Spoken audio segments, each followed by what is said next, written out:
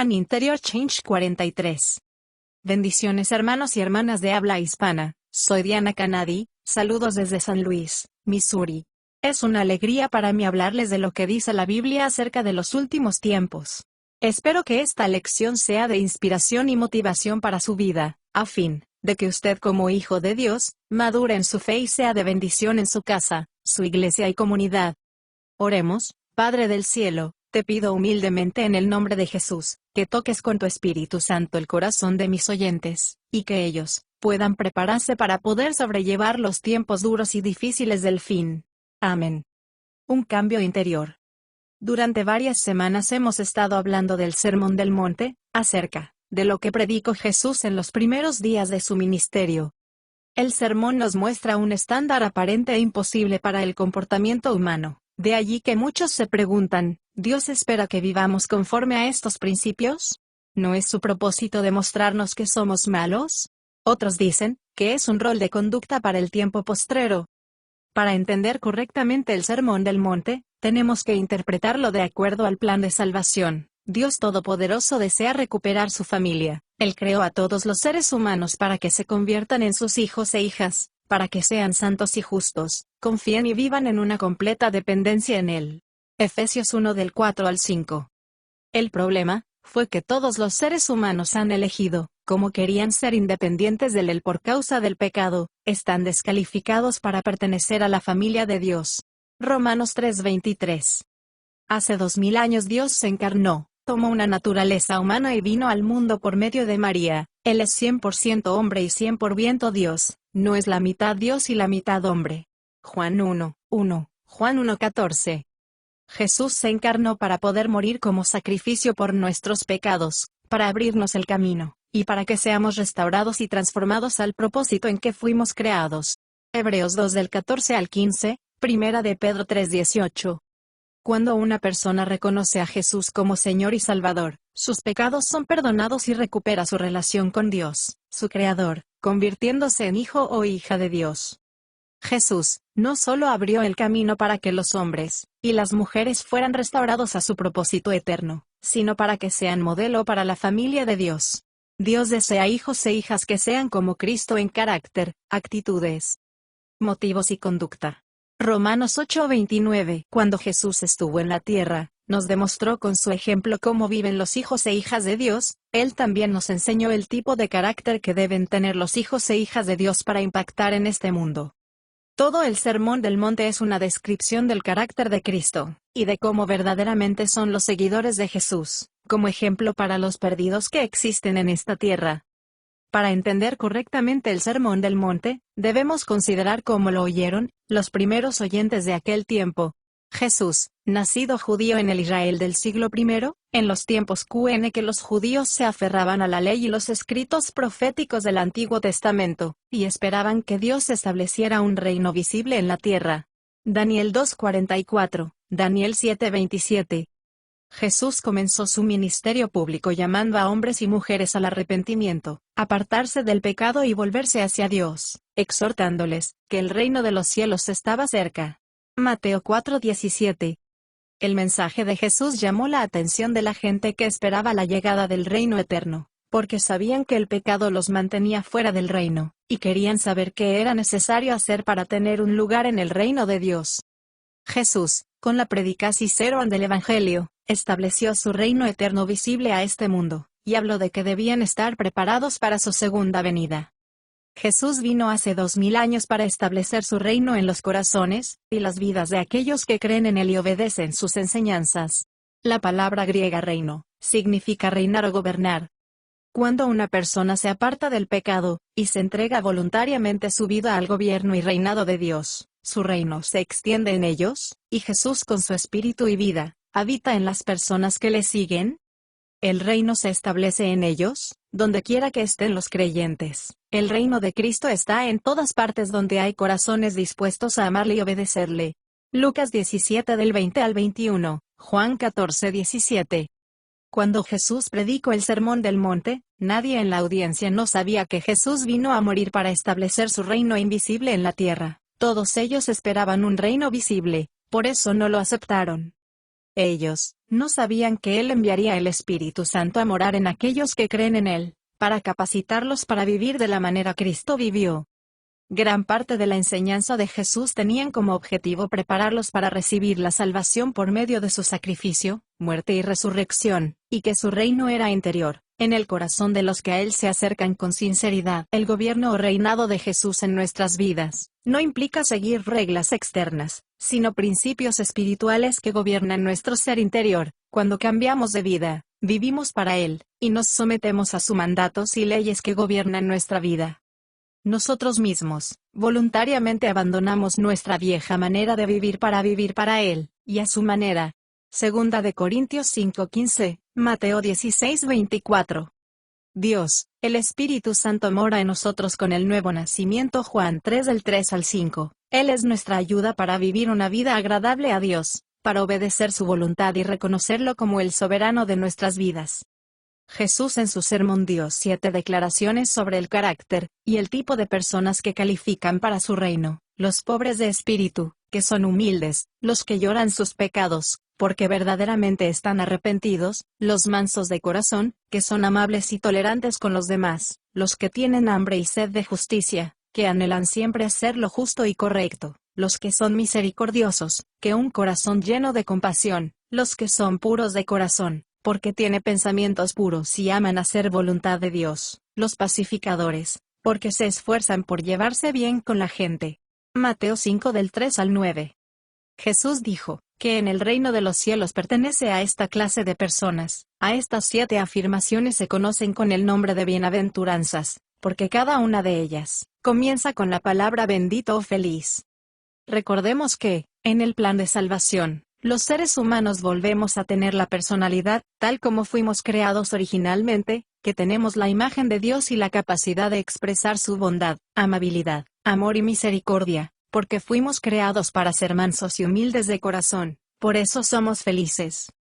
Jesús no estaba enseñando una lección sobre quién es salvo y quién no. Él estaba enseñándoles cómo debería ser la personalidad y la disposición de aquellos que son transformados por su sacrificio en la cruz, y desean sinceramente una vida transformada como Jesús. Jesús predicó el Sermón del Monte a una audiencia cuyas vidas eran dominado por la ley, aunque los que practicaban la ley en el siglo I no pudieron entenderlo correctamente. La ley se centraba en los 10 mandamientos que Dios le dio a Moisés en el monte Sinaí. También se fundamentaba en los primeros 5 libros del Antiguo Testamento, llamados Pentateuco. Israel usó el término ley y profetas para referirse a todo el Antiguo Testamento, los primeros 5 libros, el Torá.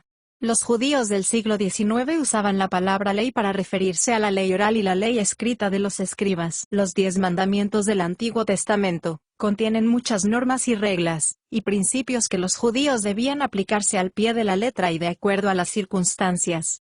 A lo largo de los siglos se fue desarrollando un grupo conocido como los escribas, que eran intelectuales, profesionales, abogados y eruditos que interpretaron la ley, o los 10 mandamientos del Antiguo Testamento, determinando detalles y elaborando miles de reglas para regular todos los aspectos de la vida. En última instancia, los escribas redujeron los grandes principios de la ley de Dios a reglas y tradiciones que en realidad no se encuentran en la ley misma. Por ejemplo, el Antiguo Testamento, la ley decía que el día de reposo debía ser santificado, que no se debía hacer ningún trabajo, o llevar una carga. Éxodo 20, del 8 al 10, Jeremías 17, 21. La ley de los escribas definía una carga específica de comida. No se podía buscar un higo seco, o miel suficiente para untar una herida, ni ir a buscar tinta para escribir 2 letras del alfabeto. La ley del escriba decía que, para sanar, era un trabajo, y que no se debía trabajar el sábado porque estaba prohibido. La vida de la persona no era más importante que la ley, que se debía obedecer la ley sin importar que la persona muriera de enferma. Durante siglos, las leyes de los escribas se transmitieron oralmente y se conocían como la ley oral. Se escribieron varios siglos antes del nacimiento de Jesús en la Mishnah, un comentario de la Torá, los primeros 5 libros de la Biblia, y la Gemara, un comentario aparte de la Mishnah. En el siglo I, en la época de Jesús, estos escritos se usaban como las escrituras Mateo 15 del 1 al 9. Los escribas elaboraron estas normas, y los fariseos se dividieron las actividades ordinarias de la vida para cumplir con las reglas y regulaciones. Los escribas y los fariseos menospreciaban, y juzgaban severamente a cualquiera que pensaba y hacía lo mismo que ellos. Cuando Jesús terminó las bienaventuranzas, sus siguientes declaraciones fueron sobre la ley: «Ustedes entienden mal el propósito de mi venida. Yo no he venido a abolir la ley de Moisés ni los escritos de los profetas del Antiguo Testamento. Yo vine para cumplirlas». Mateo 5:17. De cierto os digo que hasta que el cielo y la tierra estén de pie, que la tierra pasará, ni una jota ni una tilde cambiará de la ley hasta que todo sea cumplido. Mateo 5:18. Jesús le dio a la audiencia esta seguridad, durante los próximos 3 años, que él no rompería la ley de los escribas. Sin embargo, no observaba los rituales de lavado de manos, y sanar a la gente en el día de reposo. Jesús dijo que vino a cumplir la ley. Cumplir significa llevar a cabo, y establecerlo y a obedecerlo completamente. Jesús obedeció la ley y los profetas hasta el último detalle, cumplió todas las profecías acerca de su nacimiento, ministerio, crucifixión y resurrección. La J y el punto eran referencias culturales. El punto, J, es la letra hebrea más pequeña, como un apóstrofe. Ahora era la tilde, se refiere a las pequeñas líneas entre las letras hebreas para que las distinguen. La palabra se usaba en sentido figurado para referirse a las pequeñeces insignificantes. Jesús dijo, por tanto, cualquiera que quebrante uno de estos mandamientos muy pequeños, y enseñe a otros que hagan lo mismo, serán llamados muy pequeños en el reino del cielo, porque os digo que, si vuestros padres no hacen lo mismo, y su justicia no supera a la de los escribas y fariseos, nunca entrarás en el reino de los cielos. En Mateo 5 del 19 al 20, es su contexto, como justicia se refiere a las acciones correctas. Mateo 5:6.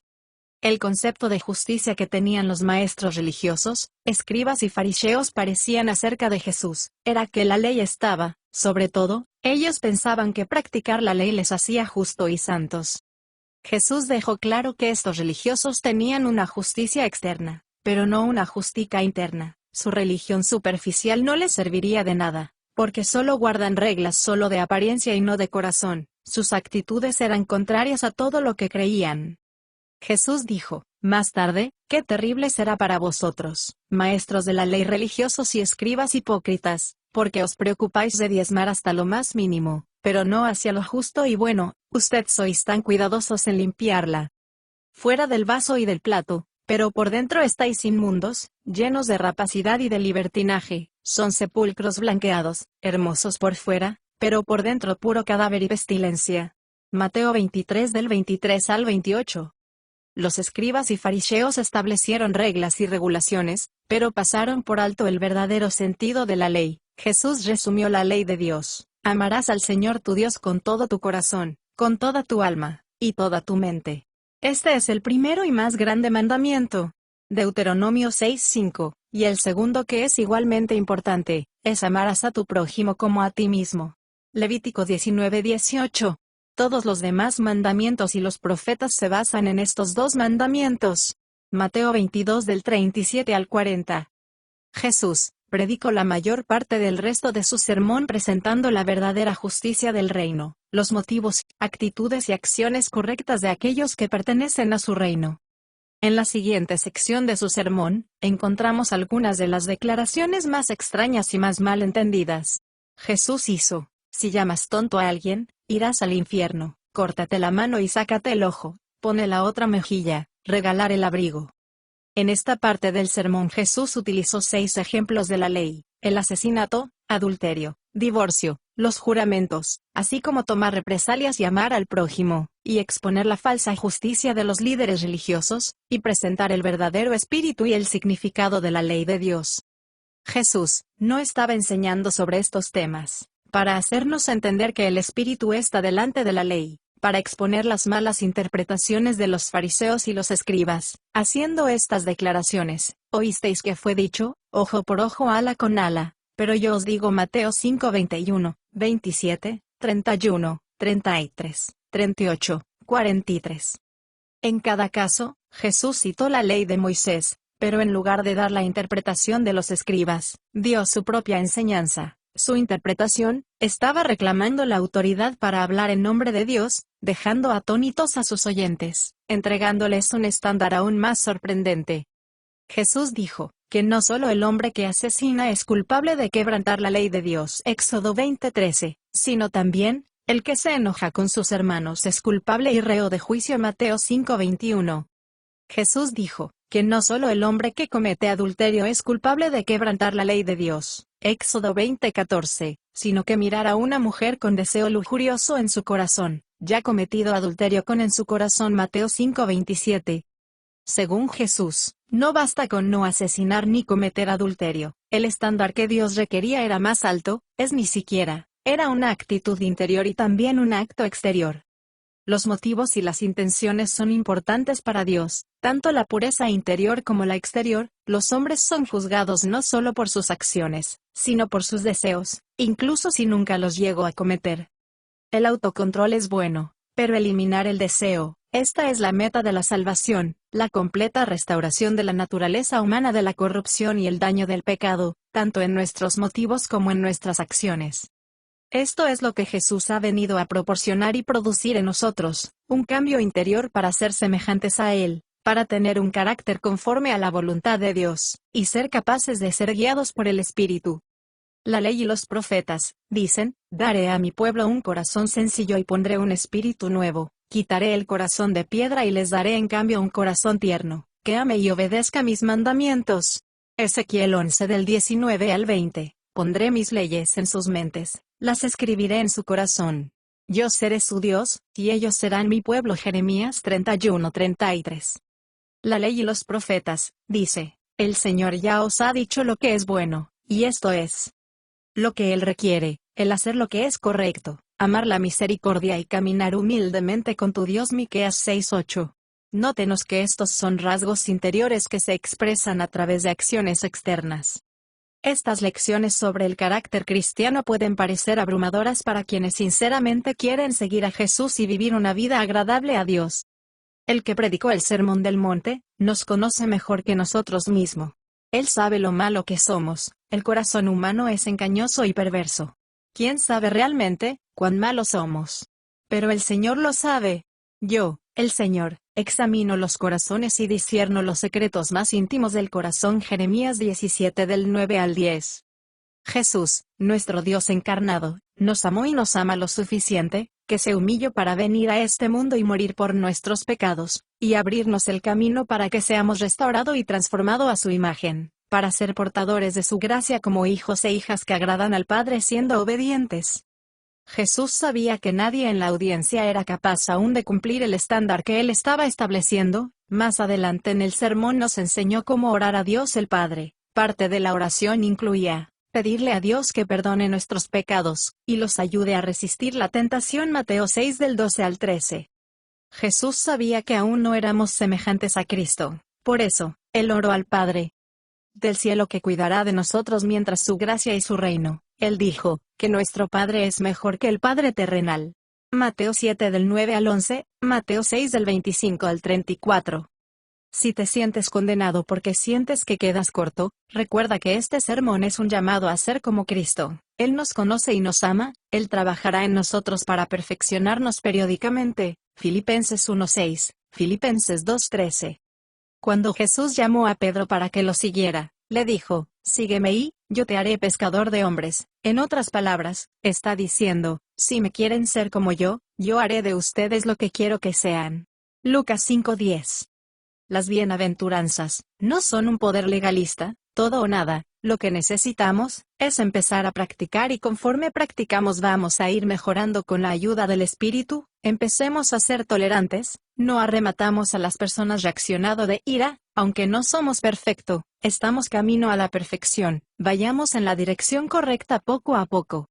Oremos pidiéndoles que nuestra personalidad sea diferente, como Él quiere, que crezcamos en humildad, mansedumbre y misericordia. Más la próxima semana. Bendiciones. Diana.